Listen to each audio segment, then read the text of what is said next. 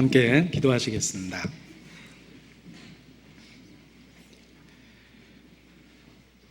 사랑과 은혜가 많으신 거룩하신 아버지 하나님, 저희가 소망 없이 죄악 가운데 살았습니다. 그러한 저희를 먼저 사랑해 주시고 예수 그리스도 안에서 불러주시며 우리의 모든 죄를 용서해 주시고 하나님의 자녀 삼아 주심을 진심으로 감사 찬양을 드립니다. 이 시간 항상 모이기를 힘쓰라는 주의 말씀을 기억하고 하나님 앞과 그리스도 예수 안에서 저희가 함께 모였습니다. 세상 끝날까지 우리와 함께 하시겠다는 주의 약속의 말씀을 의지하고 주께 이 시간 온전히 부탁을 드립니다. 성령의 감동과 감화하심으로 우리의 마음에 변화를 주시고 이 마지막 때를 살 수 있는 새로운 마음을 주시고 능력을 주시기를 주님 앞에 기도합니다. 무엇보다 이뤄진 영혼을 볼 때마다 주의 열정을 갖고 이 복음을 전할 수 있도록 우리를 사용해 주시고 우리 모두를 의의 일꾼으로 삼아 주시기를 주님 앞에 부탁을 드립니다. 주 예수를 믿으면 너와 내 집이 구원 얻으리라는 그 소중한 약속의 말씀이 우리 온 가정에 이루어져서 노아가 그 가족과 함께 방주에 들어갔던 것처럼 우리의 온 가족이 구원의 방주 안으로 들어올 수 있도록 은혜를 주시고 역사해 주시기를 주님 앞에 기도합니다. 이 마지막 때 주 앞에 충성되고 지혜로운 일꾼이 될 수 있도록 도와주시고 주관하여 주시옵소서. 곧 주님 앞에 섰을 때 결코 책망받을 일이 없도록 우리의 삶을 다스려 주시고 지켜 주시기를 주님께 더욱 간절히 의지하고 부탁을 드립니다. 또 더욱 이 복음을 힘있게 전할 수 있도록 먼저 구원받은 우리 형제 자매를 하나로 만들어 주시고 주의 마음에 합한 자가 될 수 있도록 우리 마음을 붙잡아 주시기를 주님께 기도합니다. 이 시간 마땅히 깨달아야 될 말씀을 보여주시고 또 실천할 수 있는 마음과 능력도 주시기를 주님께 간절히 기도합니다. 주께 모든 것을 의지하며 언제나 우리를 사랑하시는 예수님 이름으로 기도합니다. 아멘. 네. 신약성경 베드로 후서 3장 말씀을 보시겠습니다. 베드로 후서 3장입니다.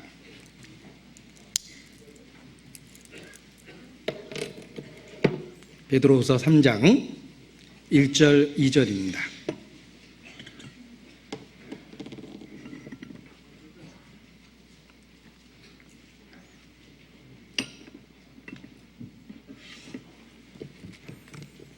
베드로후서 3장 1절 2절 말씀을 함께 읽겠습니다. 사랑하는 자들아, 내가 이제 이 둘째 편지를 너희에게 쓰노니 이 둘로 너희 진실한 마음을 일깨워 생각하게 하여 곧 거룩한 선지자의 예언한 말씀과 주 되신 구주께서 너희의 사도들로 말미암아 명하신 것을 기억하게 하려 하노라. 베드로, 그는 갈릴리 호수의 평범한 어부였습니다. 어느 날 동생 안드레가 그 베드로를 예수님께 인도했고 예수님을 믿고 따르게 되었습니다. 그는 요한의 아들 시몬으로 알려져 있습니다. 바요나 시모나라고 불렀을 때 그것이 베드로의 본명입니다. 예수께서 반석이라는 뜻을 갖고 있는 새로운 이름을 그에게 주셨습니다. 아람어로는 게바라고 하고 헬라어로는 베드로라고 합니다. 요한의 아들 시몬은 그 이후로부터 베드로라 불려졌습니다. 그는 평범한 학문 없는 사람이라고 알려져 있지만 그가 예수님을 만나고 사도로서 복음을 전하기 시작했을 때 그 말에 능력이 생겼습니다. 그는 단순한 메시아에 대한 지식이 아니라 자기가 믿고 따랐고 직접 배웠던 그 예수 그리스도를 증거했기 때문에 지식으로 얻을 수 없는 그의 삶 그 자체가 메시지가 되었기 때문에 힘있게 복음을 전할 수 있었습니다. 우리가 어떤 이야기를 만들어서 하려면 상당한 그 지적 수준이 필요하고 교육이 필요할 때가 있습니다. 그러나 자신이 살아온 삶 그 자체를 이야기하고자 한다면 표현은 서툴다 하더라도 할 이야기는 가득할 것입니다. 자신이 실제로 살았던 삶 자체이기 때문에 그렇습니다. 베드로의 설교가 그러합니다. 베드로는 자신의 모든 것을 걸고 예수 그리스도를 따랐고 섬겼습니다. 따라서 그는 학문 없는 평범한 사람이었음에도 불구하고 그의 메시지는 힘이 있었고 그로 인해서 초대교회가 힘있게 불처럼 일어났습니다. 베드로는 우리에게 2개의 편지를 남겨주었고 신약성경 27권 중에 그 2개의 편지가 포함되어 있습니다. 오늘 이 베드로후서 3장에 있는 내용을 가지고 함께 이 시대를 살 수 있는 교훈을 나누고자 합니다. 시작하는 시간에 화면에 본문의 표시를 베드로 전서 3장이라고 이렇게 표시되어 있길래 마음으로 깜짝 놀랐습니다. 난 분명히 베드로 후서 3장을 이야기하고자 했는데 표시가 잘못 이렇게 표현돼서 화면상에 나타났습니다. 오늘 함께 나누고자 하는 말씀은 베드로후서 3장의 내용입니다. 이 내용이 우리 모두에게 관련이 있다는 것을 본문을 통해서 다시 한번 일깨우고자 합니다. 베드로후서 1장에 보면 이 편지의 수신자가 누구인지를 기록하고 있습니다. 베드로후서 1장의 1절에 보면 예수 그리스도의 종과 사도인 시몬 베드로는 사도와 종이라고 표현하지 않고 종과 사도다 이렇게 순서를 정했습니다. 베드로의 마음이 그대로 표현된 거라고 생각합니다. 자신의 자랑스러운 직분을 내세우기 전에 먼저 섬기는 자로서의 위치를 분명히 했던 것입니다. 종과 사도인 시몬 베드로는 우리 하나님과 구주 예수 그리스도의 의를 힘입어 동일하게 보배로운 믿음을 우리와 같이 받은 자들에게 편지하노니 라고 기록하고 있습니다. 이 베드로 후서의 수신자가 바로 동일한 보배로운 믿음을 받은 자들입니다. 따라서 우리도 그 수신의 대상에 해당하다고 말할 수 있습니다. 2000년이라는 시간의 간격을 넘어서 베드로 후서는 우리 믿는 모든 사람에게 주어진 가르침임에 틀림없습니다. 왜냐하면 우리도 그 동일한 보배로운 믿음을 받았기 때문에 그렇습니다. 우리가 믿고 있는 믿음은 베드로가 전했던 그 믿음입니다. 바울이 죽기까지 순종하며 외쳤던 그 메시지 자체입니다. 우리는 성경을 읽으면서 우리들의 메시지가 우리들이 믿고 있는 그 믿음의 내용이 사도들이 전한 복음이라는 것을 확인하고 확증할 수 있습니다. 그 동일한 보배로운 믿음을 받은 자들에게 베드로 사도는 교훈을 주고 있습니다. 바로 우리 자신이 이 서신서의 직접적인 수신자다라는 생각도 해보게 됩니다. 자, 이와 같은 마음의 담대함은 우리가 믿고 있는 내용이 베드로가 전한 그 복음이라는 걸 확인하면서 생기는 것입니다. 불행하게도 어떤 사람들은 사도들이 전했던 그 복음과 전혀 다른 내용을 믿으면서도 베드로를 사도라 부르고 존경한다고 말합니다. 아마 베드로가 직접 그것을 확인하게 되면 그들에게 사도라 불려지는 것을 수치스럽고 부끄럽게 여길 겁니다. 왜냐하면 그들의 믿음의 내용이 자신이 전했던 그 내용과 달라진 경우가 있기 때문에 그렇습니다. 내가 믿고 있는 내용이 과연 사도들이 전했던 그 동일한 내용인지 확인하고 확증하는 것이 필요합니다. 그것이 우리가 과연 올바로 믿고 있는지 확인할 수 있는 객관적, 합리적 방법임에 틀림이 없습니다. 바울 사도도 경고했습니다. 내가 너희에게 전한 복음 외에 다른 복음을 전하면 하늘에서 온 천사들일지라도 저주를 받을지어다. 무섭게 경고했습니다. 진리의 특징은 불변성입니다.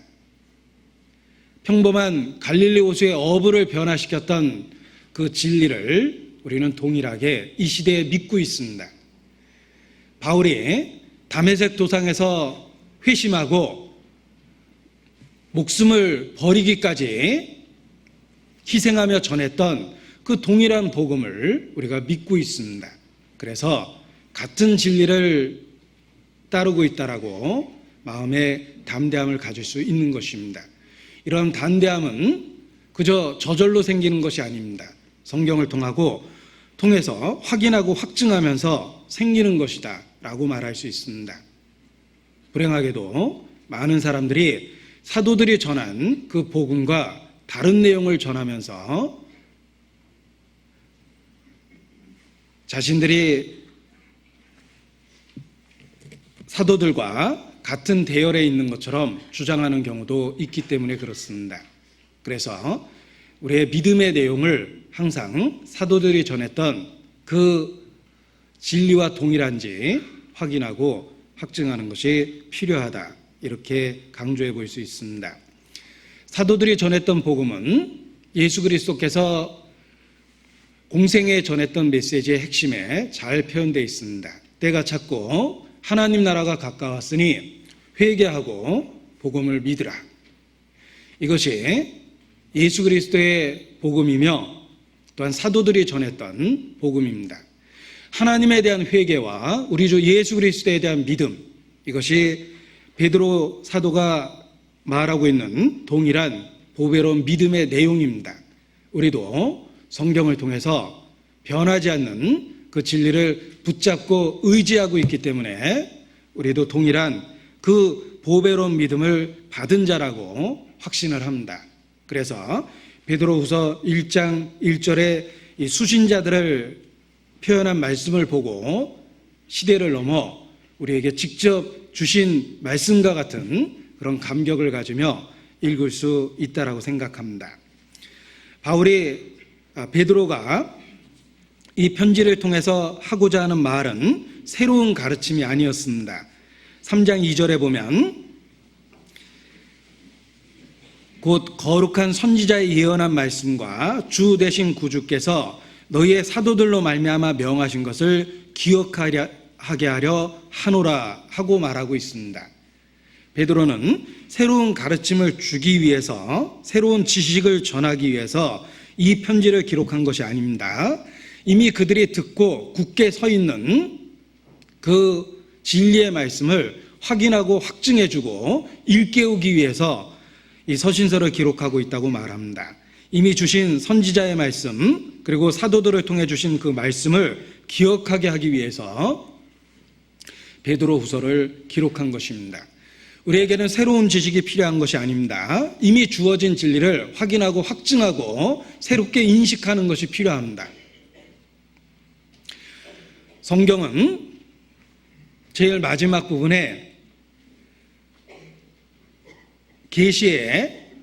계시가 완전하게 완성되었음을 선포하고 있습니다. 그래서 누구든지 더하거나 빼면 저주를 받을 것이라고 엄중한 경고로서 성경을 끝내고 있습니다. 우리 시대는 새로운 계시를 받는 시대가 아닙니다. 이미 주신 진리를 새롭게 인식하고 발견하는 시대라고 말할 수 있습니다. 베드로도 새로운 이야기를 전해주고자 글을 쓴 것은 아닙니다. 이미 선지자들을 통해서 그 예언한 말씀, 구주께서 사도들을 통해서 이미 가르친 그 말씀을 기억하게 하기 위해서 이 편지를 기록하고 있습니다. 우리도 이미 붙잡고 있는 그 말씀, 우리가 굳게 서 있는 하나님에 대한 회개와 우리 주 예수 그리스도에 대한 믿음이라는 그 핵심적 내용을 붙잡고 다시 인식하는 것이 필요할 뿐입니다. 세상적인 지식은 날마다 새로운 것을 요구합니다. 세상의 철학도 반복하면 곧 지루함을 이야기하고 새로운 개념을 요구합니다. 그러나 우리는 세상의 지식과 철학과 다른 절대적 진리를 믿고 있습니다. 우리에게 새로운 것이 필요한 것이 아니라 이미 주어진 진리를 확인하고 확증하는 것이 필요할 뿐입니다. 이미 주어진 진리를 새롭게 하고 우리의 삶에 실천하고 그 진리를 말씀이 육신이 된 예수님처럼 우리의 삶의 일부로 만들어가는 과정이 필요할 뿐입니다. 결코 새로운 지식이 필요한 것은 아니다. 이미 주어진 진리를 확인하고 확증해야 될 시대가 우리 시대라고 이렇게 말할 수 있습니다. 그 옛날 아덴 사람들은 새로 된 것을 배우는 것 외에는 달리 시간을 쓰지 아니하였더라 라고 성경에 표현되어 있습니다. 아덴은 철학이 발달한 곳입니다. 그들은 이미 알고 있는 것은 진부하게 여기고 가장 새로 되는 것을 알고자 하는 마음으로만 하루를 소비했습니다. 그러나 믿음에 있어서는 그러한 아덴 사람들의 태도는 절대적으로 잘못된 것입니다. 우리에겐 새로운 진리가 필요한 것이 아니라 이미 주신 그 진리를 확인하고 새롭게 하는 것뿐입니다. 루터가 믿음으로 구원 얻는다, 이신칭의 믿음을 발명한 게 아닙니다. 발견한 겁니다. 새롭게 발견하고 새롭게 인식한 것입니다. 이미 주어졌던 진리를 성경을 통해서 새롭게 인식했을 뿐입니다. 우리도 마찬가지입니다. 이미 주어진 진리 속에서 우리의 삶을 새롭게 할 수 있는 그런 계기를 삼어야 됩니다. 찬송의 가사에도 주 예수 크신 사랑 늘 말해 주시오. 평생에 듣던 말씀 또 들려주시오 라고 우리는 공감되는 찬송가 가사를 부르기도 합니다. 또 이 말씀 들은 사람 또 듣기 원하고 목말라 사모하니 그 말씀 진리라. 예부터 전한 말씀 주 예수 크신 사랑 나 항상 전파하기 참 좋아하도다 라는 찬송의 가사도 기억해 볼 수 있습니다. 새로운 진리가 아니라 이미 주어진 진리를 새롭게 인식하는 것, 이것이 이 시대에 우리 모두에게 필요하다라고 말할 수 있습니다. 그림을 그리는 화가에게 누군가가 물어봤습니다. 무엇이 그리기 가장 어렵습니까? 개나 말과 같은 그런 것들입니다. 왜냐하면 개나 말은 누구든지 잘 알고 있고 늘 보고 있기 때문에 내가 조금만 잘못 묘사해도 잘못 그린 그림이라는 것을 금방 알아볼 수 있습니다. 그래서 개나 말같이 이미 다른 사람들도 보고 있는 것들을 그린다는 것은 참 어렵습니다. 이렇게 대답을 했습니다. 다시 한번 물어봤습니다. 그러면 무엇을 그리기가 가장 쉽습니까? 귀신 같은 거 그리기가 쉽습니다. 귀신은 본 사람도 없고 실체도 없기 때문에 아무렇게나 그려도 맞는지 틀리는지 아무도 모릅니다. 제일 그리기 쉬운 건 귀신입니다. 이렇게 대답을 했답니다. 자, 그럴듯하죠. 개나 돼지는 개나 말 이런 짐승은 우리는 늘 보고 있기 때문에 누군가가 개를 그리고 말을 그렸다면 잘 그렸는지 잘못 그렸는지 확인해 볼 수 있습니다. 그러나 귀신을 그렸다면 지 마음대로 그려도 원래 그렇게 생겼다는데 할 말이 없습니다. 균형이 깨져 있어도 원래 짐승은 머리통 부분이 크다 이렇게 우겨도 할 말이 없습니다. 실체가 없고 본 사람이 없기 때문에 그렇습니다. 마찬가지입니다. 올바른 선생은 이미 주어진 성경 말씀을 정확하게 인용하고 정확하게 가르칠 수 있는 것이 올바른 진리의 선생입니다. 그러나 가짜는 항상 새롭게 이야기합니다. 새로운 걸 이야기합니다. 그것이 참인지 거짓인지 아무도 구별할 수 없기 때문에 자기가 마치 새로운 계시를 받은 것처럼 과장하고 추종자들을 모읍니다. 거짓입니다. 이미 우리에게 진리를 주셨습니다. 우리는 동일한 진리를 가지고 있습니다. 게다가 각각 확인해 볼 수 있는 성경을 손에 들고 있습니다.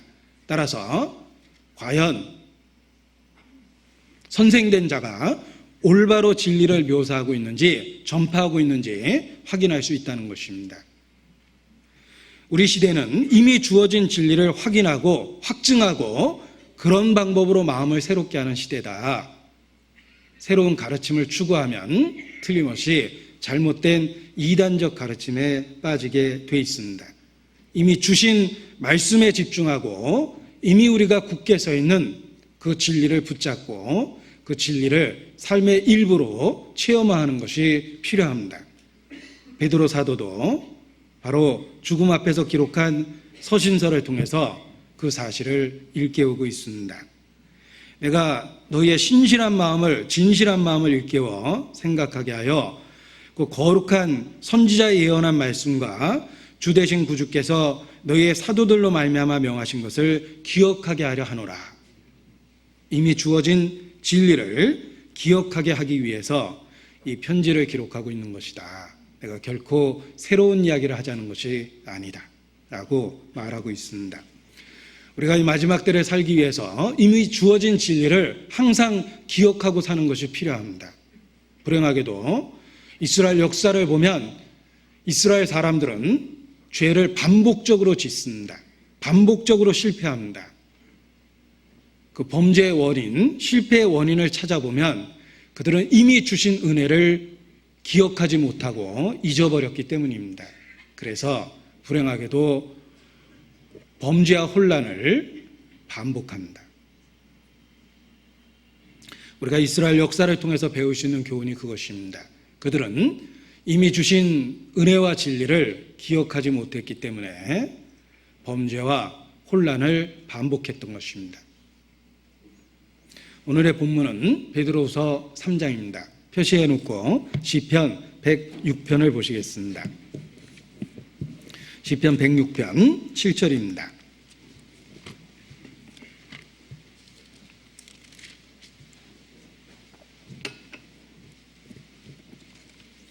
이스라엘 역사를 회고하며 교훈을 되새기고 있습니다. 106편 7절에 보면 우리 열조가 애굽에서 주의 기사를 깨닫지 못하며 주의 많은 인자를 기억지 아니하고 바다 곧 홍해에서 거역하였나이다. 범죄의 원인이 있습니다. 주의 많은 인자를 기억하지 아니하고 잊어버렸던 것입니다. 그래서 범죄했습니다. 또 13절에 보면 저희가 미구의 그 행사를 잊어버리며 그 가르침을 기다리지 아니하고 광야에서 욕심을 크게 바라며 왜 또 반복해서 죄를 짓습니까? 역시 원인은 그 행사를 잊어버렸다는 것입니다. 21절도 마찬가지입니다. 애굽에서 큰 일을 행하신 그 구원자 하나님을 저희가 잊었나니 이미 주신 은혜를 기억하지 않고 잊어버렸기 때문에 광야에서 반복되는 범죄를 행했던 것입니다. 기억하는 것이 필요합니다. 이미 주신 은혜를 잊지 않는 것이 필요합니다. 이미 우리에게 분명하게 선포하신 그 진리를 붙잡고 있는 것이 필요합니다.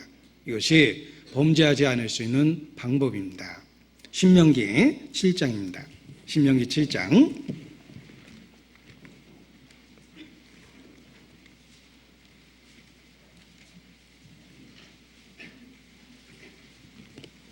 17절입니다. 신명기 7장 17절부터 제가 읽어드리겠습니다.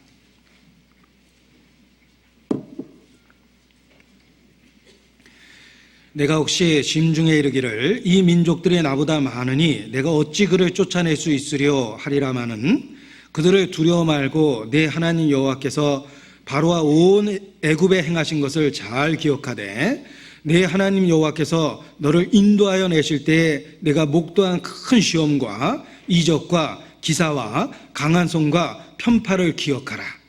그와 같이 내 하나님 여호와께서 내가 두려워하는 모든 민족에게 행하실 것이요. 자, 새로운 문제가 생겼습니다. 그러나 그때 잘 기억하고 기억하는 것이 필요합니다. 이미 그들에게 주신 큰 은혜를 기억하고 기억할 때 그 새로운 문제에 대해서 해결될 수 있다는 것입니다. 애굽에서 행하셨던 주의 놀라운 역사를 기억하고 잘 기억하는 것이 필요합니다. 그것이 그들에게 새로운 적이 나타났을 때 담대해질 수 있고 용맹해질 수 있는 근거가 되는 것입니다. 우리도 마찬가지입니다. 우리에게 새로운 시험과 고난과 어려움은 날마다 주어집니다. 우리에게 매일의 양식만 있는 것이 아니라 매일의 삶의 짐과 어려움과 고난도 있습니다. 그러나 이미 주신 은혜를 잘 기억하고 기억해 보십시오. 우리에게 매일 주어지는 그 문제에 대한 충분한 해답의 근거를 갖게 됩니다. 아들을 아끼지 않고 내어주시니가 어찌 그 아들과 함께 모든 것을 은사로 주시지 아니하시겠느냐. 정말 아들을 아끼지 않고 내어주신 그 놀라운 은혜를 잘 기억하고 기억한다면 현재 내가 갖고 있는 이 문제를 주께서 능히 감당하게 해주시라 답을 갖게 됩니다. 그가 결코 나를 홀로 내버려 두지 않을 거라는 확신을 갖게 됩니다. 이미 내게 놀라운 은혜를 주셨고 확증했기 때문입니다. 잘 기억하고 기억할 때 이것이 현재의 문제에 대한 답이 되는 것입니다. 우리에게 사랑에 대한 확증을 주셨습니다. 아들을 아끼지 않고 내어주셨습니다. 우리가 연약할 때 아들을 주셨습니다. 우리가 아직 죄인 되었을 때 그리스도의 죽으심을 통하여 사랑을 확증하셨습니다. 우리가 하나님과 원수 되었을 때 차마 받아들일 수 없었던 그때 아들을 희생해서 우리를 기꺼이 받아주셨습니다. 우리에게 이미 주어진 그 은혜를 기억하고 잘 기억하면 현재 우리가 갖고 있는 모든 어려움이 죄의 은혜 앞에 사소한 문제라는 것을 깨닫게 됩니다. 부모의 큰 헌신과 희생으로 성장하는 아이가 있습니다. 부분 삶에 어려움이 있지만 자기 부모가 틀림없이 자신을 도와주리라 확신할 수 있습니다. 이미 너무나 놀랍고 큰 헌신과 희생 속에서 아이가 자라고 있기 때문입니다. 따라서 자기가 겪고 있는 이 사소한 문제에 대해서 부모가 진심으로 걱정하고 해결해 주리라 믿을 수 있습니다. 하물며 우리에게 십자가라는 우리가 바랄 수도 없는 상상할 수도 없었던 은혜를 주셨습니다. 잘 기억하고 기억해 보십시오. 우리가 갖고 있는 현재 모든 문제에 대한 답이 됩니다. 혹 하나님이 침묵하셔서 우리가 갖고 있는 고난에 대한 원인을 찾을 수 없을 때도 있습니다. 그러나 침묵하셨다면 그럴 만한 이유가 있으실 겁니다. 틀림없이 하나님은 선한 뜻을 갖고 계십니다. 어떻게 그것을 확신할 수 있습니까? 이미 주신 은혜를 잘 기억하고 기억해 보면 충분한 답을 발견할 수 있습니다. 예수께서 금요일날 십자가에 못 박히셨습니다. 모든 것이 절망적으로 보입니다. 마치 완전히 버림을 받은 것처럼 보였습니다. 그러나 부활의 아침이 있습니다. 부활의 아침을 확실히 기억하고 붙잡고 있다면 금요일에 절망적인 순간도 견뎌낼 수 있습니다. 우리에게 부활의 아침을 주셨습니다. 그리스도의 죽음과 부활을 통해서 우리가 새로운 언약을 세우셨고 피로 언약의 확실성을 입증해 주셨습니다. 돌처럼 무딘 우리 마음도 믿을 수 있는 확실한 증거를 주셨습니다. 십자가입니다. 어리석도다. 갈라디아 사람들아, 그리스도의 십자가에 못 박히신 것이 너희 눈앞에 밝히 보이거늘 누가 너희를 꾀이더냐. 눈앞에 십자가를 붙잡으면 어느 상황도 우리의 마음을 흔들어 놓을 수 없습니다. 이미 주신 은혜를 잘 기억하고 기억하는 것이 필요합니다. 우리에게 새로운 계시가 필요한 것이 아닙니다. 이미 주신 말씀으로만으로도 우리는 믿음을 갖고 굳게 서 있을 수 있습니다. 그것이 십자가입니다. 그리스도의 죽음과 부활을 통해서 우리에게 허락하신 새 언약입니다.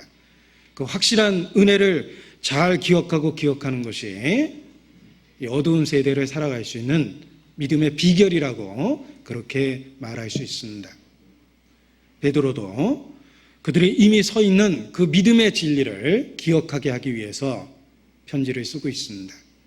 우리도 그것을 늘 기억할 때 현재의 고난과 어려움에 대한 충분한 해답을 갖게 된다라고 말할 수 있습니다. 베드로후서 3장 본문 다시 보겠습니다. 사도 베드로는 곳곳에 사랑하는 자들아라고 표현하면서 권면을 주고 있습니다. 이 3장 내용 중에만 해도 4번이나 반복됩니다. 1절에 보면 사랑하는 자들아, 8절에 보면 사랑하는 자들아, 또 14절에 사랑하는 자들아, 17절에 그러므로 사랑하는 자들아. 자, 아주 중요한 권면을 하면서 사랑하는 자들아라고 정말 중심으로 진심으로 부르고 있습니다. 우리는 시대를 넘어서 베드로의 마음에 가득한 그런 진실한 사랑을 엿볼 수 있습니다. 그래서 사랑을 담아서 권면했기 때문에 이 말씀이 더 우리 마음에 설득력 있게 와닿는 거라고 말할 수 있습니다.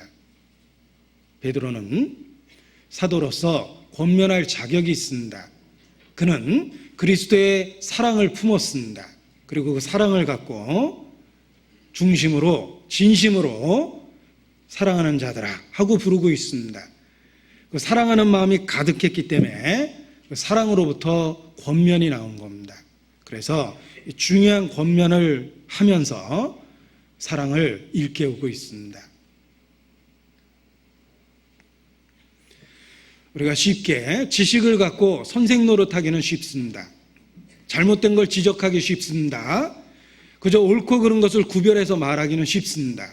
그러나 선생 되기는 쉽지만 아비 되기가 정말 어렵습니다. 아비는 단순한 참과 거짓을 지식적으로 구별해내는 것이 아니라 진정한 사랑을 품고 권면을 합니다. 그리스도 안에서 1만 스승이 있으되 아비는 많지 않다라는 표현이 있습니다. 단지 스승 노릇하기는 쉬울 수 있지만 아비 노릇하기가 쉬운 것이 아닙니다. 그래서 우리가 권면하는 것이 참으로 어려운 일이라고 말할 수 있습니다. 권면하기 위해서 먼저 사랑을 마음에 품어야 됩니다. 베드로도 그러했습니다. 사랑하는 자들아, 먼저 사랑을 일깨우고 그 중심으로부터 충정에서 나온 권면을 하고 있는 것입니다. 때로 그 권면이 채찍처럼 아프게 와닿는다 하더라도 사랑이 담겨 있기 때문에 받아들일 수 있는 것입니다. 우리가 교회 안에서 서로 권면할 수 있는 방법이 그러합니다. 사랑을 담아 사랑 안에서 권면하면 설득력이 있습니다. 마음을 움직입니다. 그러나 맹랭한 마음을 갖고 단지 지식으로 가르치고 권면하면 말은 맞는 말인데 오히려 상처를 줍니다. 상처를 치료하기 위해서 상처를 쬐일 수는 있습니다. 고름이 터지고 피가 나기 시작할 겁니다. 그러나 상처를 째놓기만 하면 오히려 상처가 덧날 수도 있습니다. 유능한 의사는 상처를 째는 거로 끝내는 것이 아니라 상처를 째고 고름을 빼내고 잘 봉합해서 외부로부터 오염되지 않도록 차단해 줍니다. 상처를 째는 일 정도는 누구든지 할 수 있을 것입니다. 잘 봉합하고 상처를 보호하는 일은 전문적인 지식이 필요합니다. 사랑을 담은 권면이 그러합니다. 단순한 권면은 그저 냉정한 이성을 통해서도 잘못된 것을 분별해낼 수 있습니다. 그러나 사랑을 담아서 권면하는 것이 교회 안에서 진정으로 권면할 수 있는 방법이라고 생각합니다. 베드로가 그러했습니다. 바울도 그러합니다. 바울의 마음도 한번 엿볼 수 있는 성경 구절이 있습니다. 베드로서 표시해 놓고 데살로니가 전서 2장입니다. 데살로니가 전서 2장.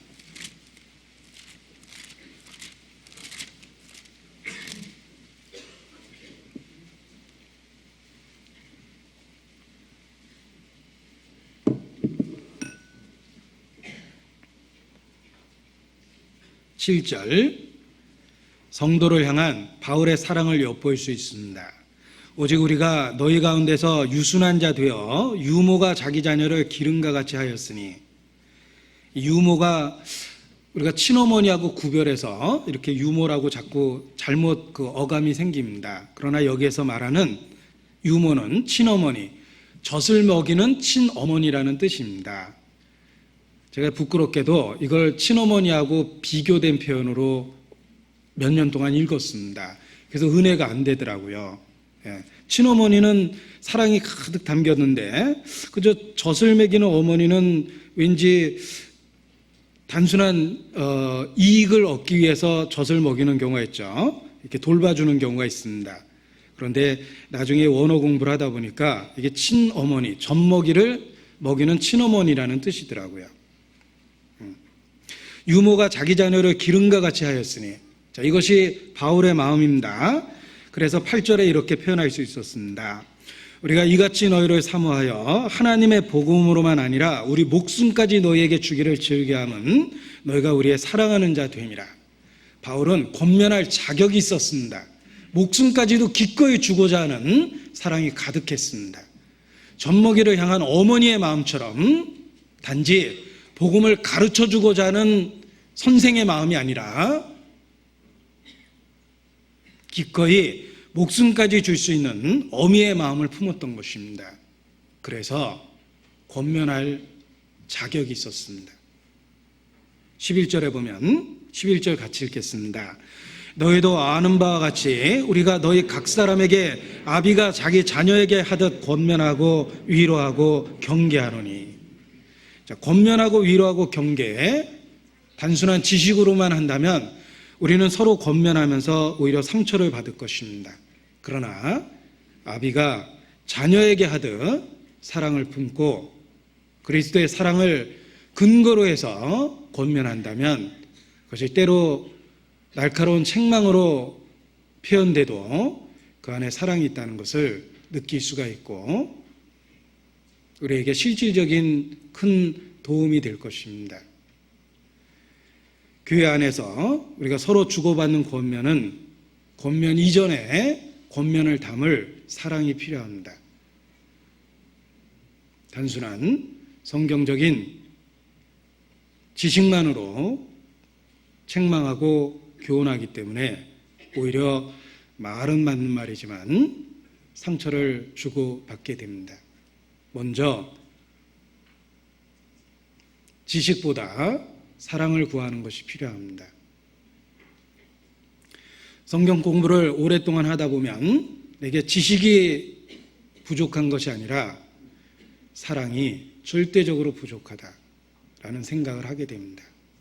때로는 심판에 대한 무서운 이야기를 아무 생각 없이 단순한 지적 작용에 의해서 암송해낼 때가 있습니다. 그러나 그리스도의 마음을 품어보면 심판에 대한 메시지가 정말 그리스도의 마음을 담아 더 간절하게 표현됩니다. 우리에게 필요한 것은 그리스도의 마음입니다.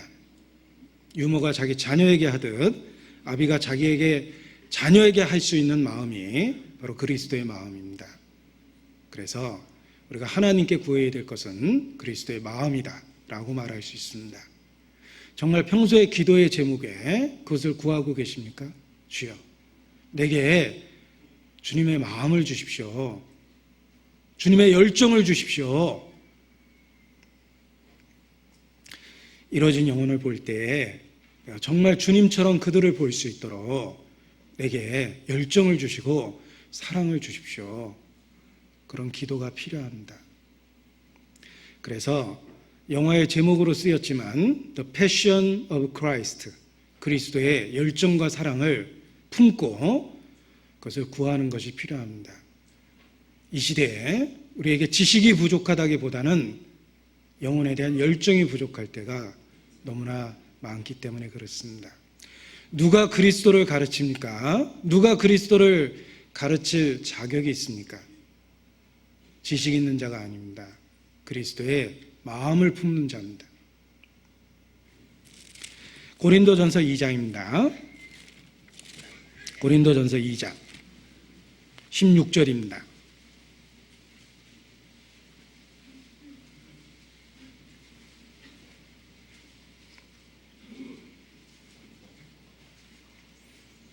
(16절) 같이 읽죠. 누가 주의 마음을 알아서 주를 가르치겠느냐. 그러나 우리가 그리스도의 마음을 가졌느니라. 그리스도의 마음을 품을 때 그리스도를 가르칠 자격이 있는 것입니다. 그리스도의 마음을 품을 때 비로소 형제 자매에게 권면하고 책망할 위치에 있는 것입니다. 우리에게 부족한 건 지식이 아닙니다. 그리스도의 마음입니다. 그래서 내게 부족하다고 생각하거든 후히 주시고 꾸짖지 아니하시는 하나님께 구하라 라고 명하셨기 때문에 우리의 기도의 제목이 될 수밖에 없습니다. 주여, 내게 그리스도의 열정을 주시고 그리스도의 마음을 주시고 내가 이뤄진 영혼을 볼 때 결코 어른과 같은 차가운 마음으로 보지 않도록 그리스도의 열정과 사랑을 주십시오 라고 기도하는 것이 우리 모두에게 필요합니다. 바울은 그러한 마음을 배웠기 때문에 사도로서의 위치와 자격이 있었다라고 말할 수 있습니다. 고린도후서 11장입니다. 고린도후서 11장 29절입니다.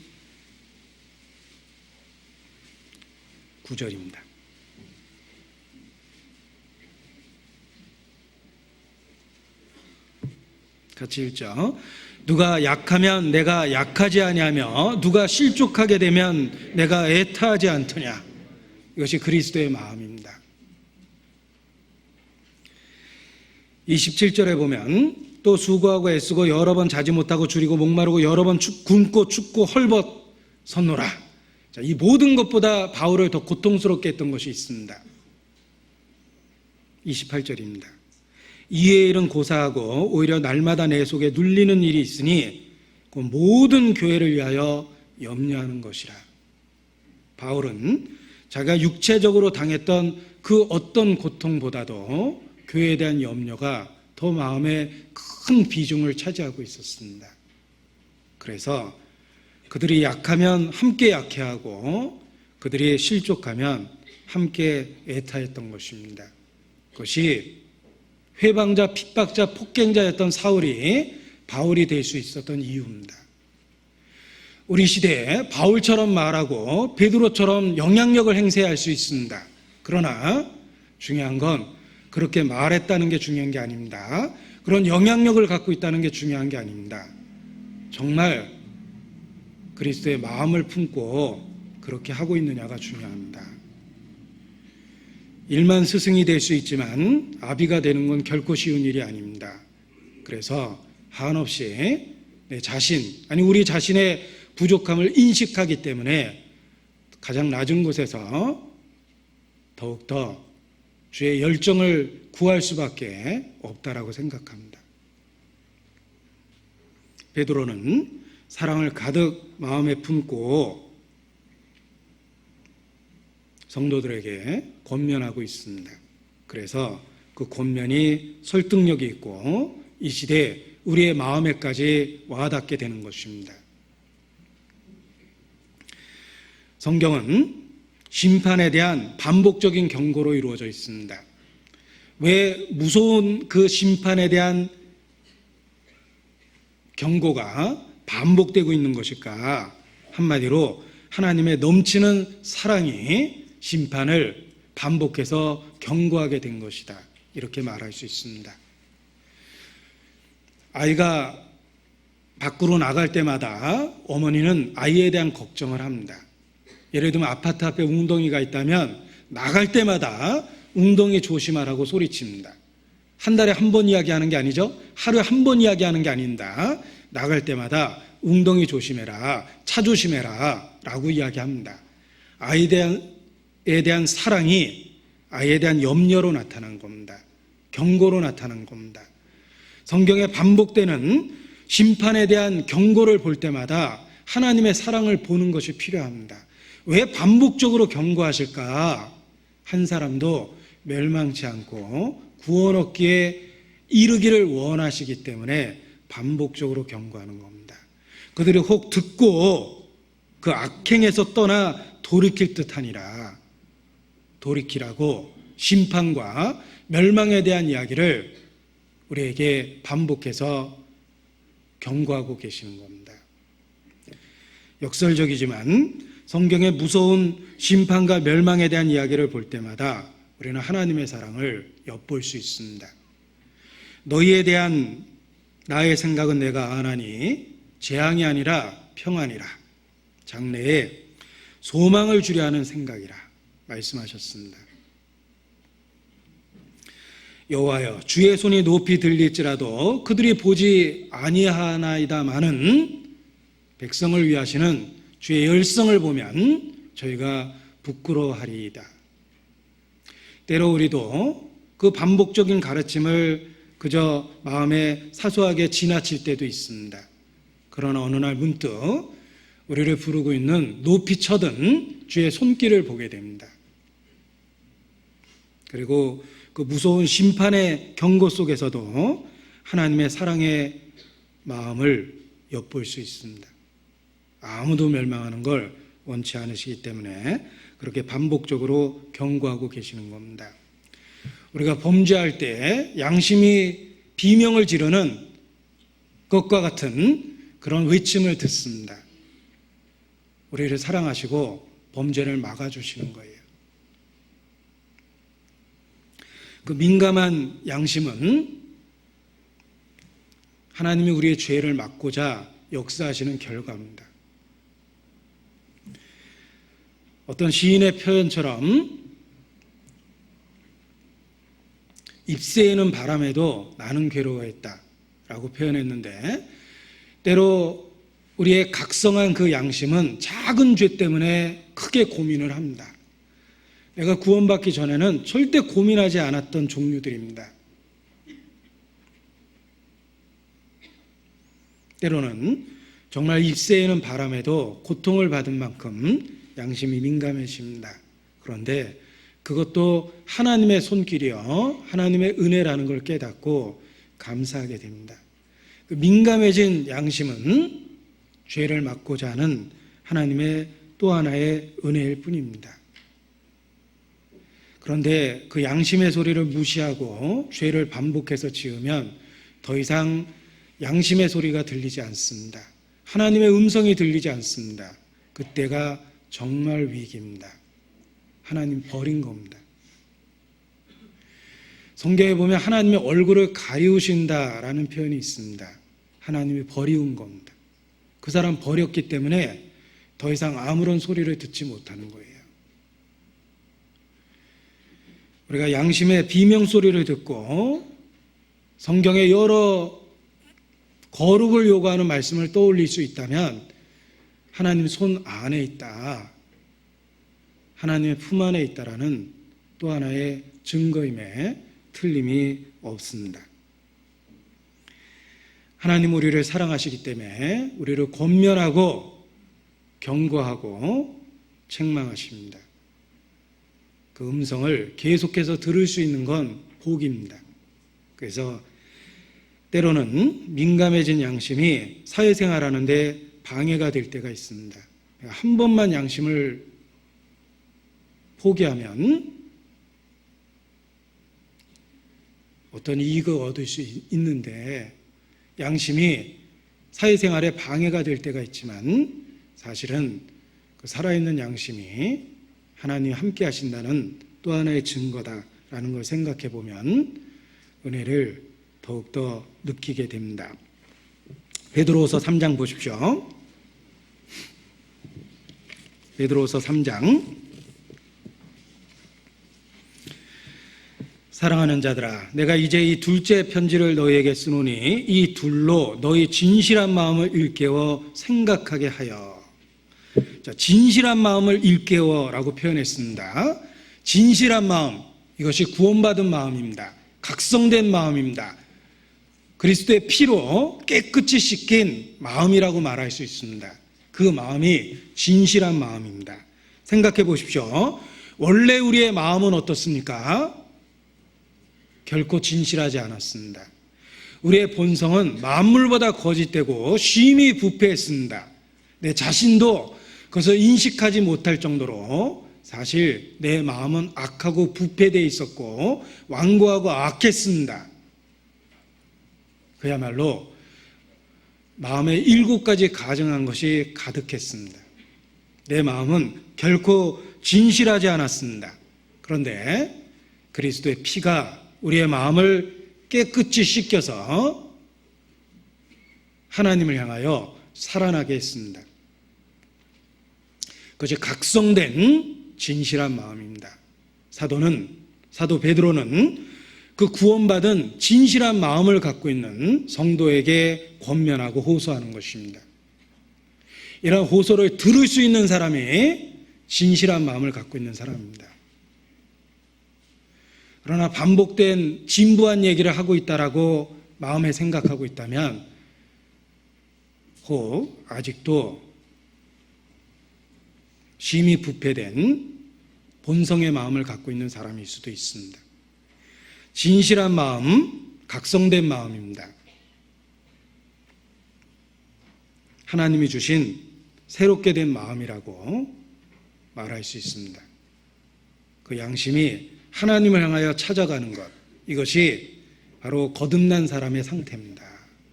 양심의 바른 기준을 갖게 됩니다. 베드로 전서 1장 22절입니다. 진실한 마음은 깨끗게 된 마음이며 각성된 마음이며 하나님을 향하여 찾아가는 선한 양심입니다. 22절 같이 읽죠. 너희가 진리를 순종함으로 너희 영혼을 깨끗하게 하여 거짓이 없이 형제를 사랑하게 이르렀으니 마음으로 뜨겁게 피차 사랑하라.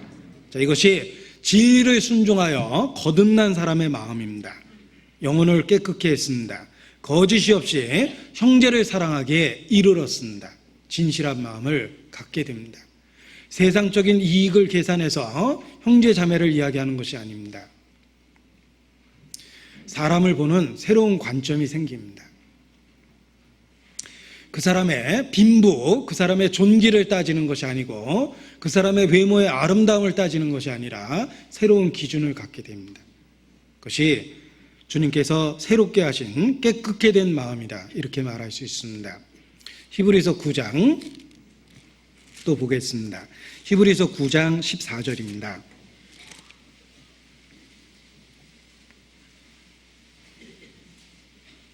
히브리서 9장 14절.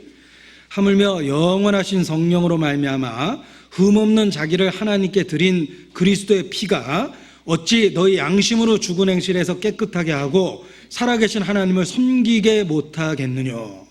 그리스도의 피가 양심으로 우리를 깨끗게 했습니다. 원래 죽은 행실에서 더러웠던 우리의 모습이었는데 그리스도의 피가 우리의 양심으로 깨끗하게 해서 살아계신 하나님을 섬길 수 있게 만들어줍니다. 이것이 진실한 마음이요 각성된 마음이요 거듭난 사람의 마음입니다. 히브리서 10장 22절입니다.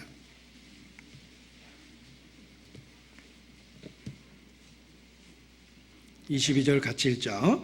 우리가 마음의 뿌림을 받아 양심의 악을 깨닫고 몸을 맑은 물로 씻었으니 참마음과 온전한 믿음으로 하나님께 나아가자. 거듭났다는 것은 단순한 교리적 문답이 결코 아닙니다. 정말 거듭났다면 그리스도의 피가 우리의 마음을 깨끗게 합니다. 진실하게 바꿔줍니다. 죄에 민감하게 바꿔줍니다. 기준을 분명하게 세워줍니다. 결코 타협될 수 없는 절대적 기준, 하나님 앞에서 자기의 마음을 새롭게 만들어 주십니다. 그래서 사도도 그 진실한 마음에게 호소하고 있는 것입니다. 그러한 호소를 받아들일 수 있는, 그러한 권면을 받아들일 수 있는 마음이 바로 거듭난 사람의 마음입니다. 자, 베드로서 3장 3절 보겠습니다. 사도 베드로는 권면합니다. 먼저 이것을 알지니 말세에 기롱하는 자들이 와서 자기의 정욕을 쫓아 행하며 기롱하여 가로되 주의 강림하신다는 약속이 어디 있느냐. 조상들이 잔으로부터 만물이 처음 창조될 때와 같이 그냥 있다 하고 기롱하는 사람들이 있을 거라는 것을 먼저 알아야 된다고 우리에게 강조하고 있습니다. 먼저 이것을 알지니, 기롱하는 자들이 있을 것이라는 것 알고 있어야 됩니다. 우리 주변에 수도 없이 많이 있습니다. 우리의 참된 신앙을 조롱하는, 기롱하는 사람들이 있습니다. 문자 그대로 하나님의 말씀을 믿고 우리에게 주신 언약 그대로를 믿고 바라고 즐거워하는 성도들을 기롱하는 사람들이 있습니다. 그들이 있다라는 거 먼저 분명하게 알아야지만 흔들리지 않습니다. 특별히 마지막 시대를 살아가는 우리가 먼저 이것을 분명히 알고 있어야 됩니다. 기롱하는 자들이 있습니다. 그 기롱하는 자들이 여러 가지 모습으로 나타납니다. 때로는 이 시대에 사회를 선도하는 학자의 모습으로 나타나고 정치적 지도자의 모습으로 나타나고 또는 훌륭한 도덕 선생의 모양으로 나타나고 심지어는 기독교의 옷을 입고도 나타납니다. 아무튼 기롱하는 자는 여러 분야의 여러 모양으로 나타납니다. 그리고 우리의 성경을 향한 순수한 마음을 회방하고 조롱합니다. 기롱하는 자들이 있습니다. 서점에 가서 베스트셀러가 되는 목록을 살펴봤습니다. 거의 하나님과 상관없는 불신을 바탕으로 한 책들이 베스트셀러가 되고 있습니다. 대중적 인기를 얻고 있습니다. 그만큼 우리 주변에 기롱하는 사람들이 많다라는 겁니다. 그런 사람들의 이름이 사회적인 지식인처럼 알려져 있고 마치 이 시대의 지도자들처럼 인정받고 있습니다. 우리도 혹 그들의 견해를 들으면서 우리의 신앙에 조금씩 문제가 생기기도 합니다. 우리가 믿고 있는 성경적 진리를 조롱하는 사람들이 있습니다. 먼저 이것을 알지니 반드시 알고 있어야 됩니다. 우리의 참된 신앙을 조롱하는 사람들이 있다라는 걸 알 때 우리의 진리를 보호하고자 하는, 수호하고자 하는 굳은 마음을, 굳은 결심을 갖게 됩니다. 기롱하는 자들이 있습니다.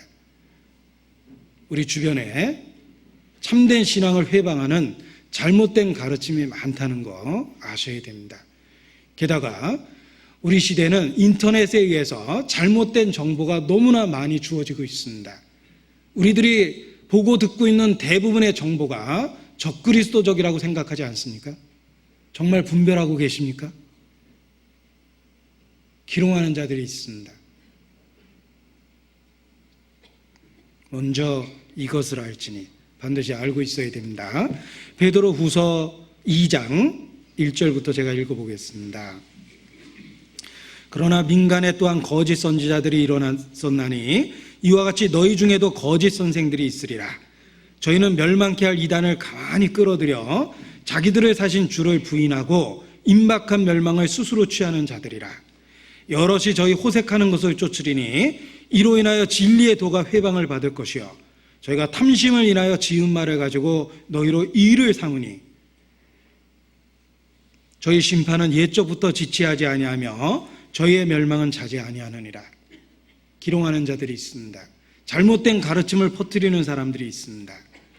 조심하고 살아야 됩니다. 내가 무엇을 보고 무엇을 듣고 있는지 성경이라는 분명한 기준을 붙잡고 진리 위에 굳게 서 있어야 됩니다. 가끔 대중적인 큰 영향을 끼쳤다고 하는 그런 책들을 사서 읽어볼 때가 있습니다. 그리고 그런 책들이 대중적으로 받아진다는 게 무섭도록 두렵습니다. 정말 우리가 살고 있는 이 시대가 기롱하는 자들이 넘치는 마지막 때구나 더 깨닫게 됩니다. 성경을 문자 그대로 믿는 우리의 참된 신앙을 조롱합니다. 기롱하는 자들이 있습니다. 더욱 충격적인 것은 기독교의 옷을 입고 기독교 안에도 있다는 거예요. 그들이 대중적 인기를 얻고 교계 지도자 역할을 하고 매스컴에 자주 등장해서 사람들에게 큰 영향을 줍니다. 그래서 성도들의 참된 신앙을 조금씩 금이 가게 만듭니다. 우리의 참된 신앙을 기롱하는 자들이 많다는 것 기억하고 경계하고 살아야 됩니다. 유다서 17절입니다. 유다서 1장 17절.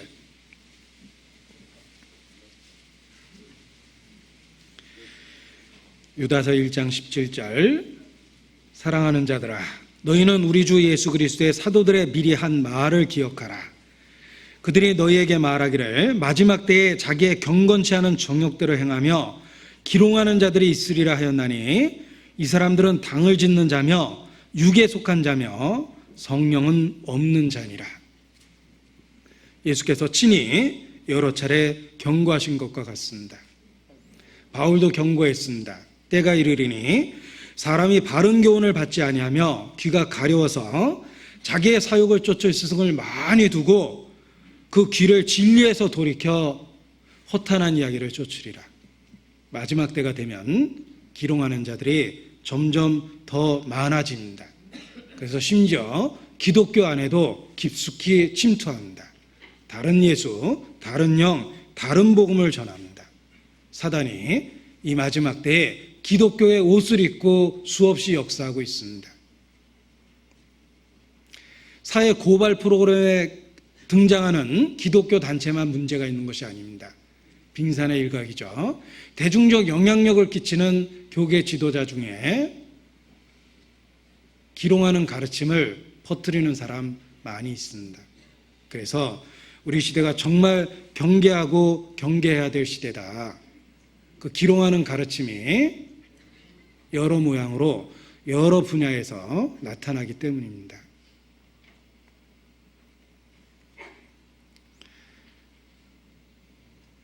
제가 혹 이렇게 지역을 다니다가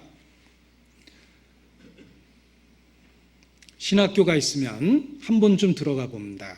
그리고 군의 서점에 가서 어떤 책을 보는지도 살펴보고 신학교 4년의 커리큘럼도 하나하나 살펴볼 때가 있습니다. 그런데 정말 저거 배워서 성경을 이해하는 데 도움이 될까 걱정될 만한 내용이 너무나 많이 있습니다. 신학교의 형식적 모습을 갖추기 위해서는 일정한 자격을 갖고 있는 교수진이 필요합니다. 그러다 보니까 성경보다는 서양 철학을 전공한 세상이 인정한 학위를 갖고 있는 사람을 교수로 초빙하게 되면 잘못된 가르침이 점점 퍼져나갑니다. 그래서 성경을 이해하는 그런 도움이 되는 책보다는 성경을 혼란케 하는 내용들이 훨씬 더 많습니다. 심지어는 미션 스쿨에 교양 과목으로 권유하고 있는 기독교 과목도 그러합니다.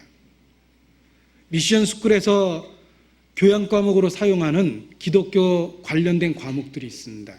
그 책을 읽어보면 정말 걱정됩니다. 성경을 가르치는 게 아닙니다.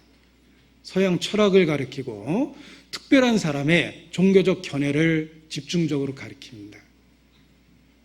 배우면 배울수록 기독교에 대한 회의감이 생깁니다. 성경을 문자 그대로 믿으면 바보 같다는 생각이 듭니다. 우리 시대가 기롱하는 시대입니다. 기롱하는 자들이 많습니다. 곳곳에 기롱하는 독약과 같은 가르침이 널리 퍼져 있습니다. 더 위험한 건 기독교 안에까지 들어와서 기롱하는 가르침이 퍼져 있기 때문에 더 위험합니다. 휴전선 바깥에 있는 적보다 내부에 들어와 있는 특수부대가 훨씬 더 위협적입니다. 마찬가지입니다. 기독교 안에 잘못된 가르침이 더욱더 위협적이고 진리를 붙잡는 데 방해가 되는구나 라는 생각을 하게 됩니다. 우리도 기억해야 됩니다. 먼저 이것을 알지니 기롱하는 자들이 있다라는 거 알고 어떤 가르침이 기롱하는 가르침인지 잘 알고 있어야 됩니다. 불행하게도 사람들은 참된 가르침을 고의적으로 저버립니다. 참된 가르침은 삶의 변화를 요구합니다. 삶의 태도를 바꿀 것을 요구합니다. 회개죠. 회개가 무엇입니까? 죄로부터의 돌이킴입니다. 회개라는 단어를 영어로 길게 설명해 보면 turn away from your sin 이렇게 길게 번역해 볼 수 있습니다. 죄로부터 멀리 돌아서다 이런 뜻입니다. 참된 가르침은 삶의 변화를 요구합니다. 그런데 그 변화를 싫어하는 사람들은 단순한 지식으로 이야기하고 논쟁을 해서 개념을 바꿔버립니다. 그것이 신학입니다. 삶의 태도를 바꾸는 것이 아니라 해석하는 방법을 바꿔서 자신의 모습은 그대로 놔두고 그저 지식적인 견해 차이로 하나로 받아들이게 합니다. 그러니까 배워도 삶이 안 변하는 거예요. 그러나 참된 지식은 반드시 삶의 변화를 수반합니다. 정말 하나님을 알고 관계와 사귐을 갖게 되었다면 삶의 근본적 변화가 나타날 수밖에 없습니다. 성경은 말합니다. 누구든지 그리스도 예수 안에 있으면 새로운 피조물이라. 보라, 이전 것은 지나갔으니 새 것이 되었도다. 자기를 냉정하게 살펴보십시오. 정말 그리스도 예수, 내가 믿고 있는 그 예수님이 자신의 무엇을 바꿔놨습니까? 지식이 아닙니다. 삶의 어떤 태도를 바꿔놨습니까? 예수님을 믿고 무엇이 바뀌었습니까? 가정에서의 삶의 모습이 바뀌었습니까? 친구를 대하고 사귀는 기준이 바뀌었습니까? 취미 생활이 바뀌었습니까? 사업장에서 직장에서 하는 삶의 태도가 바뀌었습니까? 불행하게도 아무런 변화 없이 단순한 관념과 이론과 지식으로 받아들이는 사람 많습니다. 그리고 그저 문답을 통해서 자신이 구원 얻었다고 착각 속에서 삽니다. 성경에 그런 구원이 있습니까?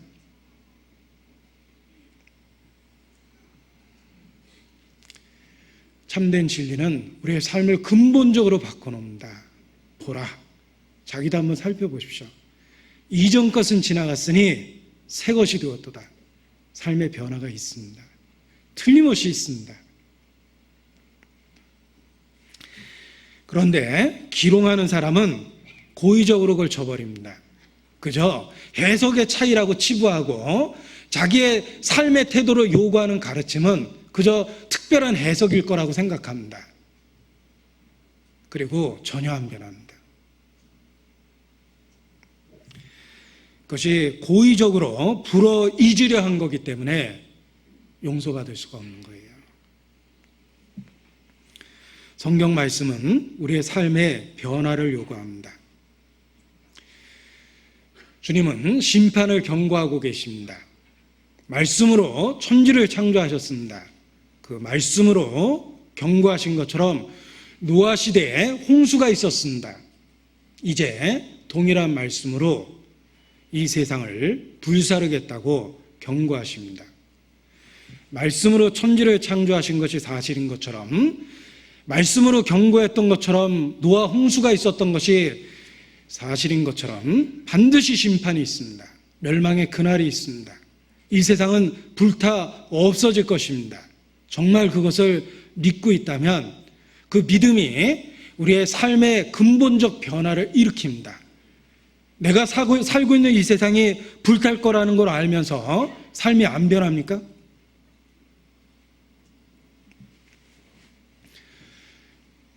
그 말씀을 받아들인다면 우리의 삶이 근본적으로 변할 수밖에 없습니다. 성경은 심판과 멸망을 경고하며 이 세상이 불사른 바 되게 하여 간수되었다라고 말씀하고 계십니다. 이사야서 28장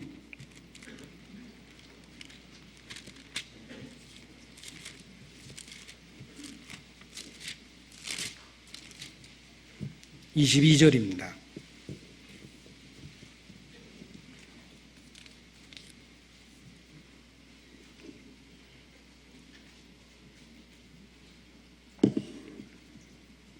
같이 읽죠. 그러므로 너희는 경만한 자가 되지 말라. 너희의 결박이 우심할까 하노라. 대저 온 땅을 멸망시키기로 작정하신 것을 내가 만군의 주 여호와께로서 들었느니라. 하나님은 자기의 비밀을 그 선지자에게 알려주지 아니하시고는 결코 행하심이 없으십니다. 이사야 선지자를 통해서 우리에게 분명하게 알려주셨습니다. 온 땅을 멸망시키기로 작정하셨습니다. 베드로 사도를 통해서 다시 한번 일깨우고 계십니다. 온 세상은 불사르게 하여 간수하신 바 되었습니다. 우리가 그 말씀을 참으로 믿는다면 이 말씀은 우리의 삶의 변화를 일으킬 수밖에 없습니다. 노아가 홍수가 있을 것이라는 하나님의 분명한 경고를 들었습니다. 그러한 경고는 노아로 하여금 방주를 짓도록 만들었습니다. 주변의 사람들이 비웃었겠죠? 높은 산 꼭대기에 노아 할아버지가 배를 짓습니다. 아이들 찬송에 있는 것처럼 앞집에는 박서방, 뒷집에는 김서방 모두가 반대했을 것입니다. 그러나 노아 할아버지 높은 산 꼭대기에 배를 짓습니다. 홍수가 날 거라는 하나님의 음성을 들었고 믿었기 때문입니다. 믿었기 때문에 아침에 일어나면 방주를 지었습니다. 점점 완성돼가는 방주가 사람들에겐 경고가 됐을 겁니다. 노아는 하나님의 경고의 음성을 믿었기 때문에 방주를 지었습니다. 우리도 마지막 불사르겠다라는 경고의 음성을 참으로 믿는다면 아침에 눈 뜨고 우리도 방주를 지어야 됩니다. 구원의 방주. 왜 우리가 구원을 받아야 된다고 외칩니까? 왜 구원이 우리에게 그렇게 소중하다고 간증합니까? 불사름 받았다라는 걸 믿고 있기 때문에 구원을 강조하고 구원의 소중함을 간증하고 있는 것입니다. 노아는 경고를 믿었기 때문에 방주를 지었습니다. 우리도 정말 불사름 바 되었다라는 걸 믿는다면 우리의 삶에 변화가 일어날 수밖에 없습니다. 이 땅이 불사르게 하여 간수하신 바 되었다는 것을 일깨워 보십시오. 삶의 변화가 일어납니다. 아침에 일어나서 태도가 바뀝니다. 사람을 대하는 생각이 바뀝니다. 삶의 모습이 바뀝니다. 우리의 삶에 변화가 일어나는 근거가 되는 것입니다.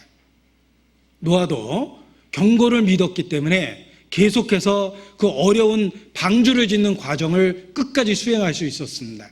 우리도 반드시 심판이 있을 거라는 걸 믿기 때문에 그것을 동기로 삼아서 삶의 변화를 일으킬 수 있습니다.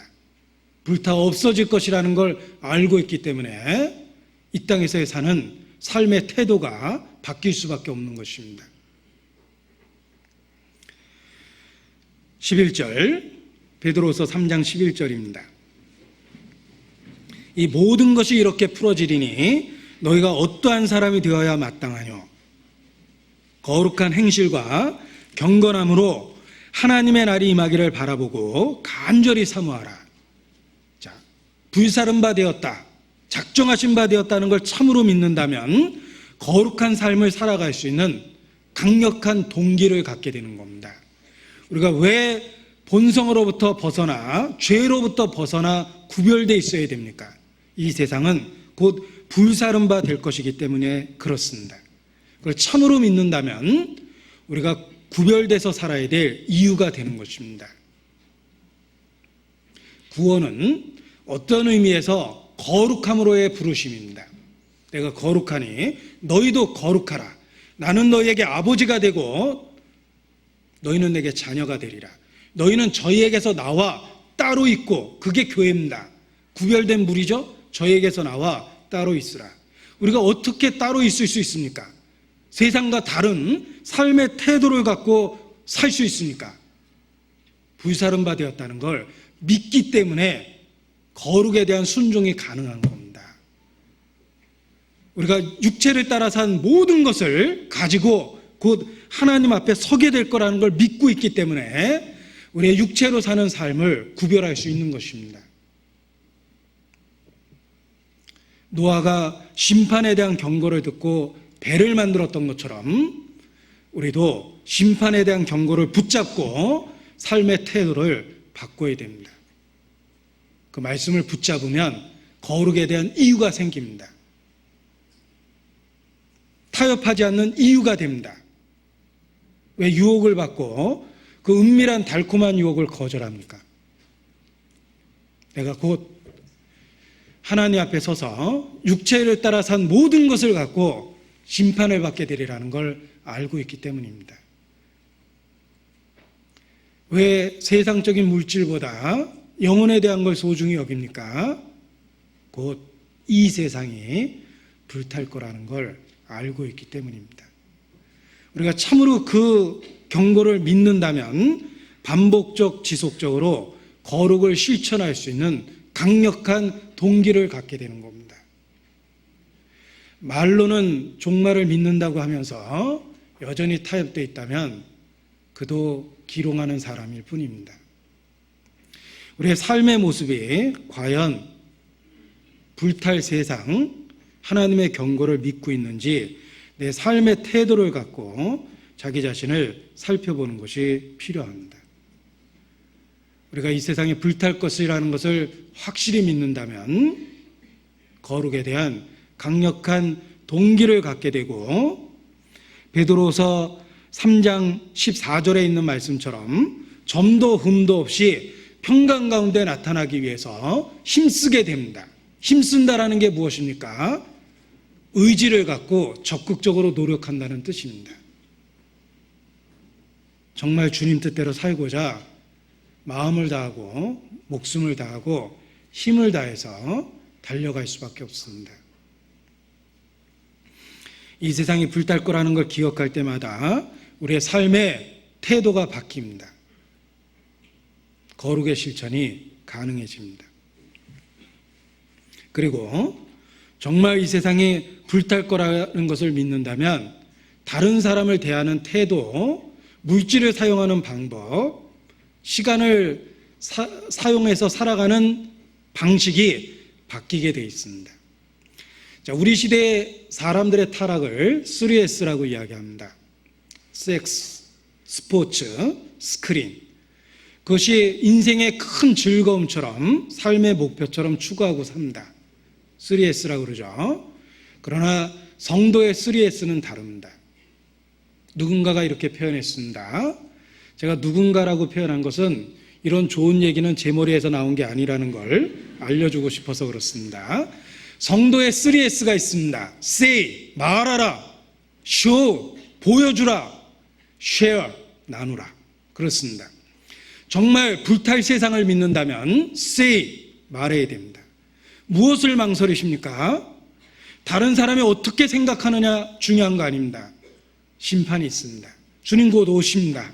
Say, 말해야 돼요. 때를 얻든지 못 얻든지 분명하게 말해야 됩니다. 심판이 있습니다. 구원을 받아야 됩니다. Show, 단지 말만 하지 말고 삶의 태도로 내가 정말 불탈 세상이라는 것을 믿는 것처럼 살아야 됩니다. 불탈 세상에 잔뜩 쌓아놓고 세상이 불탈 거라고 이야기하면 아무도 안 믿습니다. Show, 실제 삶의 태도로 한번 보여줘야 됩니다. 물질에 연연하지 않고 우리의 삶의 태도로 나는 기꺼이 영혼을 얻기 위해서 물질을 희생하겠다. 삶의 태도로 show, 보여줘야 됩니다. 또 share, 자기가 갖고 있는 모든 것을 나누고 살아야 돼요. 초대교회 예루살렘이 멸망될 걸 알았기 때문에 자기의 것을 자기 것으로 주장하는 사람이 없었습니다. 우리가 정말 불탈 세상을 믿는다면 share, 우리의 모든 것을 나누고 살아야 됩니다. 어떤 분이 자기의 인생관을 간단한 영어로 표현했습니다. Live to give. 다시 한번 발음해 보겠습니다. 못 알아들으신 것 같아서. Live to give. 주기 위해서 산다. 간단한 영어인데 자신의 삶의 목표를 그렇게 표현했는데 정말 공감이 됐습니다. 세상 사람들은 live to eat다. 먹기 위해서 살죠, 불행하게. live to give. 주기 위해서 산다. 얼마나 멋있는 말입니까? share.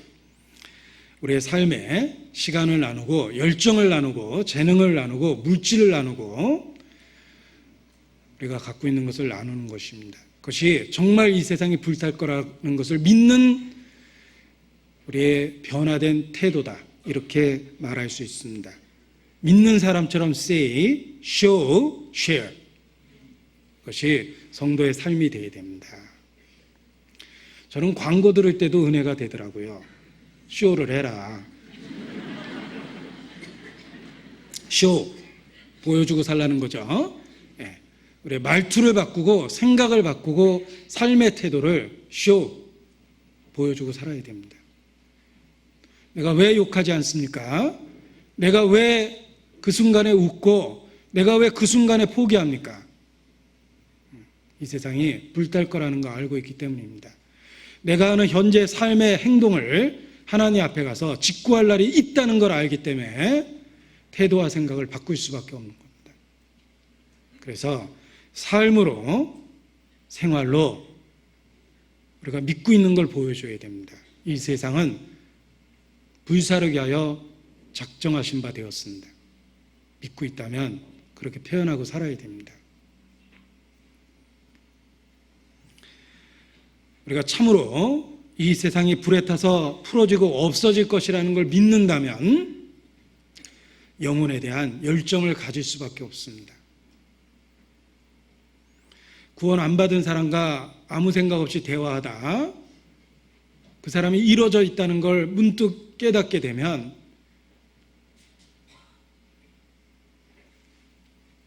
그 앞에서 통곡하지 않을 수 없습니다. 전도하지 않을 수 없습니다. 세상이 불탈 거라는 걸 확실하게 기억하면 영혼에 대한 열정을 갖습니다. 하나님은 소멸하는 불이십니다. 우리가 어떻게 구원을 받았습니까? 어찌하여 나를 버리시나이까? 하나님의 아들이 버림받은 그 자리에서 우리가 구원을 받았습니다. 하나님의 아들조차 버림받을 수 있다면, 복음을 거절하면 그 사람이 어디에 쓰겠습니까? 우리가 구원받은 방법이 하나님의 아들이 처절하게 버림받은 십자가이기 때문에 하나님이 얼마나 두렵고 무서운지 잘 압니다. 아들을 십자가에 못 박을 만큼 죄를 혐오하고 미워하십니다. 죄가 얼마나 파괴적인지 우리 잘 압니다. 따라서 정말 그 십자가를 믿고 이 세상이 불탈 거라는 걸 믿는다면 영혼에 대한 열정을 가질 수밖에 없습니다. 바울처럼 우리가 주의 두려우심을 알므로 사람을 권하노니, 하나님이 얼마나 두려운 분인지 성도만큼 잘 아는 사람이 없습니다. 내가 구원받은 방법이 아들이 버림받은 십자가이기 때문에 그렇습니다. 그래서 영혼에 대해서 안타까워하고 전도할 새로운 마음을 갖게 됩니다. 그리고 이 세상이 불탈 거라는 걸 정말 믿는다면 자기의 영적 성장에 관심을 가져야 됩니다. 그리스도를 아는 은혜와 지식에서 자라가야 됩니다. 자기 자신이 자라가고 있다고 생각하십니까? 한 달 전과 지금 얼마나 자랐습니까? 1년 전과 지금은 어떠합니까? 3년 전과 지금은 어떠합니까? 제자리 걸음하고 있다고 생각하지는 않습니까? 성경 말씀대로 우리의 신앙이 자라가도록 영적인 것에 더 관심을 갖고 살아야 됩니다. 너희가 이 시기를 알거니와 자다가 깰 때가 벌써 되었다. 지금이 그러한 때입니다. 보라, 심판자가 문 바깥에 계시느니라. 공감할 수 있습니다. 우리가 살아가고 있는 이 시대에 일어난 징조들을 보십시오. 하나님이 우리를 흔들어 깨우고 계십니다. 이러한 때 두 손을 모으고 좀 더 자자, 좀 더 졸자, 좀 더 눕자. 정말 어리석은 사람입니다. 자다가 깰 때가 벌써 되었습니다. 마태복음 24장입니다.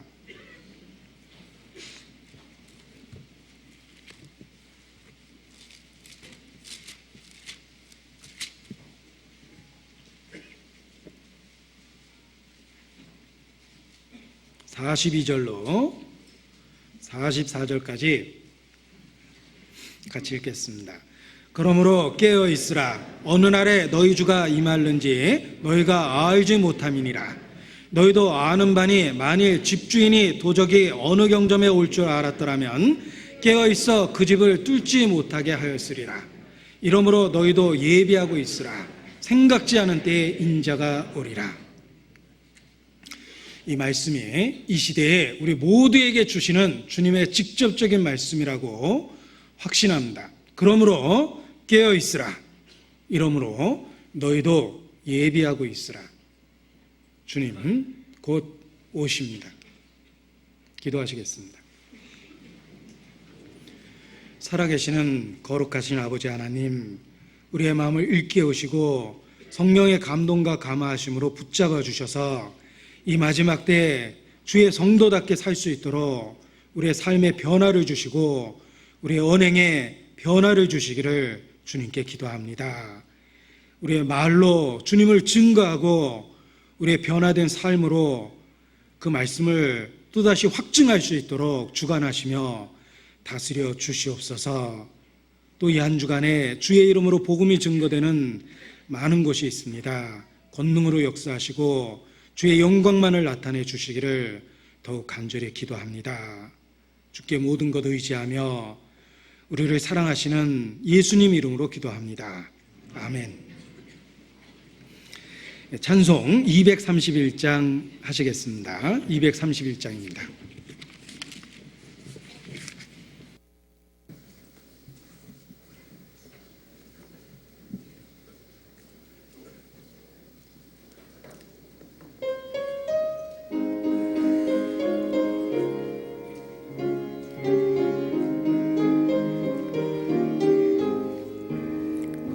주가 맡긴 모든 역사 힘을 다해 마치고 밝고 밝은 그 아침을 당할 때 요단강을 건너가서 주의 손을 붙잡고 기쁨으로 주의 얼굴 배우리. 나의 주를 내가 그의 곁에 서서 배우며 나의 주를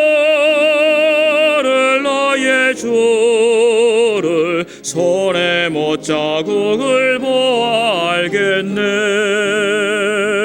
구름 타고 올라가서 주님 앞에 절하고 온유하신 그 얼굴을 배울 때 있을 것을 예비하신 크신 사랑 고마워 나의 주께 기쁜 찬송 드리리. 나의 주를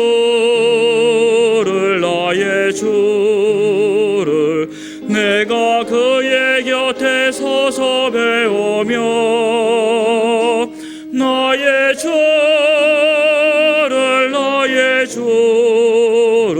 손에 못자국을 보아 알겠네. 이 세상을 일찍 떠난 사랑하는 성도들 내가 올 줄 고대하고 있겠네.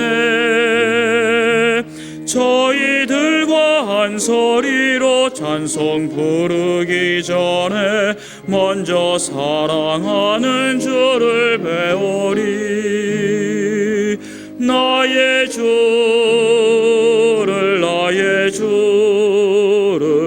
내가 그의 곁에 서서 배우며 나의 주를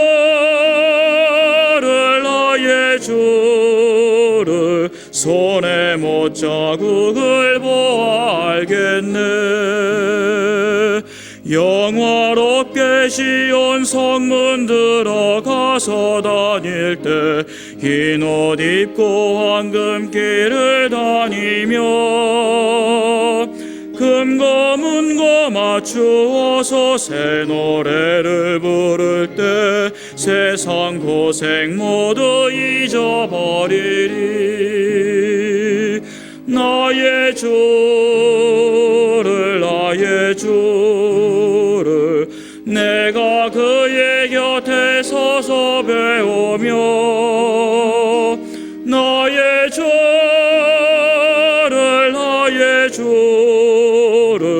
손에 못자국을 보아 알겠네.